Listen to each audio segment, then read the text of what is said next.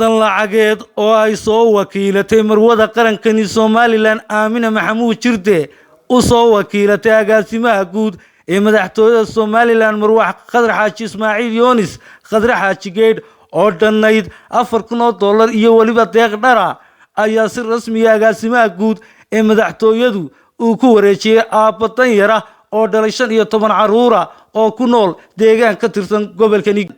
waxaana goobjoog ka ah xogayaha fulinta dawladda hoose Cabdiraxmaan Nuur Abakar xildhibaanna ka tirsan golaha deegaanka waxaana uu go'ayn baa halkaasi hadallo kooban ka jeedisay agaasimaha guud ee wasaaradda madaxtooyada Marwax Khadar Xaaji Ismaaciil Yoonis Khadar Xaaji Geed oo si rasmi ah deeqdani ugu wareejisay aabbahaasi danyarta ah noo soo igmatay marwada madaxweynaha Jamhuuriyadda Somaliland hawl ay TV-ga ay ka daawatay oo ahayd أحمد طاهر قاسم موسى oo wili roo ilaahay caruur siiyay Allah u barakeeyay kaasoo waliba wax cabasha aan muujinin sidii TV-ga ay marwada uga daawatay ama aan uga wadaawanay ahayd in caruur saddex u dhalatay ilaahay u barakeeyay marka waa xaalad ka duwan dadka caadiga ah waayo ilmihii baa la arkayaa hawsha uu leeyahay qof saddex caruur hal mar wada dhashayna waa loo geeyay waqtiga xaaladda lagu jiro taas awgeed ay aad marwada uga dabqatay isla markaana ay maanta noo soo igmatay inaan ka ogeyna deeq lacag dhan $4,000 iyo 2 shantadood oo dharkii caruurta ah libisaan aad u badan oo 45 kor xidhashaan oran karo ay ku jiraan la guddoonsiiyay kaas arrintaas aan maanta u soconay waxaanu lacagta aan guddoonsiinaynaa Axmed Daahir baan guddoonsiinaynaa sidoo ugu qabsan lahaa lacagtaas oo dhan $4,000 iyadoo ay sidoo kalena halkaasi hadallo kooban ka jeediyeen aabbaha danyarta ah ee haysta 15 caruur Mr. Axmed Daahir ayaa mahadnaq ballaaran u soo jeediyay marwada qaranka iyo madaxda qaranka ee soo xasuustay ee deeqdani lacageed iyo dharka ah soo gaarsiiyay xildhibaan Cabdiqaadir Maxamed Faarax xogayaha dawladda hoose degmada Gabil Cabdiraxmaan Nuur waxaana dhamaantood hadalladooda ka mid ahaa alxamdulillaah rabbil caalamiin marka labaad madaxweynaha dalka Somaliland iyo marwada madaxweynaha Marwa Aamina Waris aad baan ugu mahad celinayaa marka saddexaad madaxdan kale iyo intan Khadar Xaaji Geed oo soo gaarsiisay deeqdan lacagta aad baan ugu mahad celinayaa alxamdulillaah rabbil caalamiin baan leeyahay wassalaamu calaykum waraxmatullaahi wabarakaatuh horta marka hore ilaahay baa mahad iska leh talabaad halka madaxtooyada hadii la ku gooyay inanka adeerka oo ay soo tagtay oo magaranaysa hadii la ku gooyay way islaamiyeen marwada iyo madaxweynaha talabaad horta cadeed Allah bixiya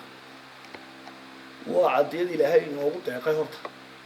talabaad idiina sidee khadriyo idin sidee madaxda ka mahadnaqdo wada mahadsan yihiin Jamhuuriyadda Somaliland oo soo gaarsiisay walaalkeen Axmed Daahir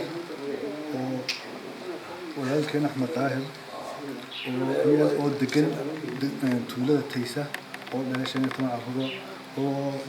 kuwa dalka sano baahiyo badan oo iska jira awgeed dharka iyo $4,000 soo gaarsiin aad u muhiimna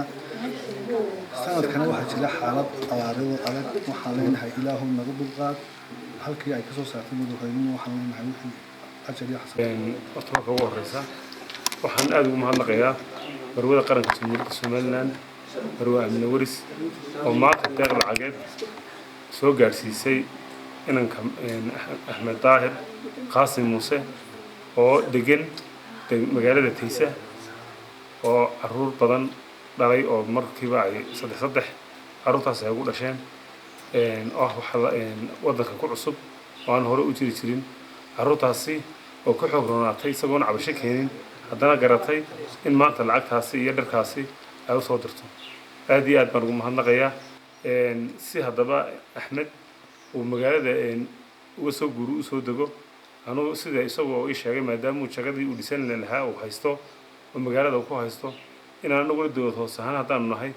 aanu ugu darno $2,000 oo ku biirsado si uu ugu yagleelo oo bilow u noqdo sidii uu guri hantiya uga dhisan lahaa magaalada $2,000na annaga ayaa u ballan qaadayna inay dawladda hoose degmada Gabil ku wareejin doonto hadii la haydhaa سنة كبعد إلهي بمحضر مرات كحنا محضر قينا مروضة كوبادة قرن كامل أمين حاج محمد شرتي أمين ورس ومانتا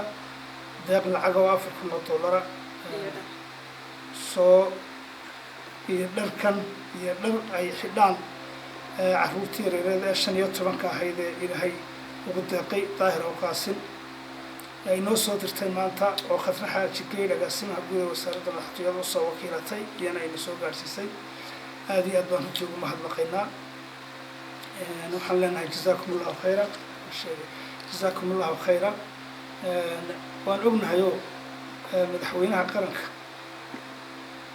iyo marwada koowaadba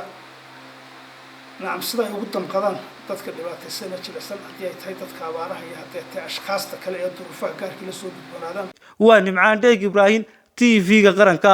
Gabiley.